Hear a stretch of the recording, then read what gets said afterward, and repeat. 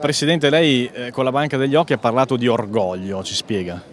Lo credo bene, orgoglio perché qui a Mestre, in Veneto, in questo sistema politico e sociale e sanitario straordinario che abbiamo organizzato, c'è una Banca degli Occhi che è fra le prime 5 del mondo, che è fra le prime 3 d'Europa, che è certamente la prima italiana.